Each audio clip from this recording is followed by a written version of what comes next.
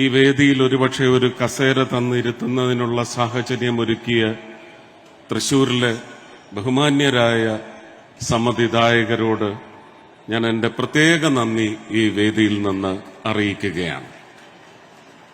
വലിയ അനുഗ്രഹമാണ് ഒരു കലാകാരനെന്ന നിലയ്ക്ക് എന്നെ സംബന്ധിച്ചിടത്തോളം വലിയ ഒരു അനുഗ്രഹമാണ് ഈ ഒരു അവസ്ഥയിൽ ഇവിടെ വന്ന് ബഹുമാന്യനായ മുഖ്യമന്ത്രിയോടും അദ്ദേഹത്തിന്റെ കൂടെയുള്ള മന്ത്രിമാരോടൊപ്പവും ഈ കുഞ്ഞുങ്ങളുടെ മുമ്പിൽ അവരുടെ കൂട്ടത്തിൽ തന്നെയുള്ള ഒരു കലാകാരൻ, എളിയ കലാകാരൻ എന്ന നിലയ്ക്ക് വേദിയിൽ നിൽക്കുവാൻ സാധിക്കുന്നത്, നിങ്ങളെയൊക്കെ അഭിസംബോധന ചെയ്ത് സംസാരിക്കുവാൻ കഴിയുന്നത്.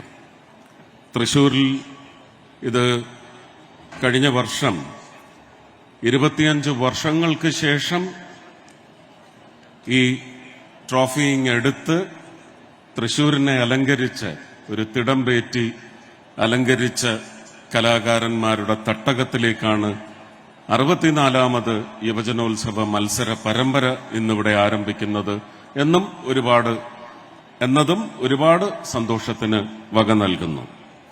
കേരള സ്കൂൾ കലോത്സവം കേരളത്തിലെ വിദ്യാർത്ഥികളുടെ കലാപ്രതിഭകൾ കണ്ടെത്താനും വളർത്താനും ലക്ഷ്യമിട്ട് ആരംഭിച്ച ഇന്ത്യയിലെ ഏറ്റവും വലിയ സാംസ്കാരിക ഉത്സവമാണ്.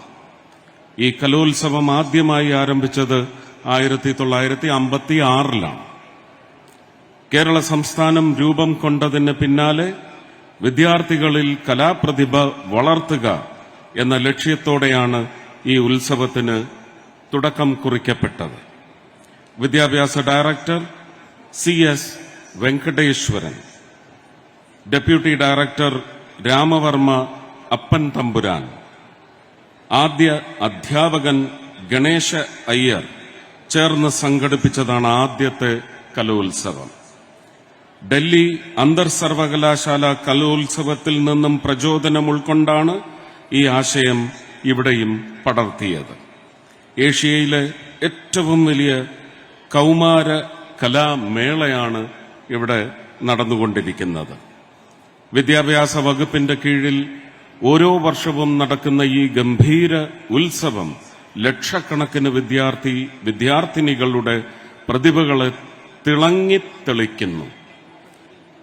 കലോത്സവം വെറും മത്സരമല്ല, ഇത് ഐക്യത്തിന്റെ ഉദയം.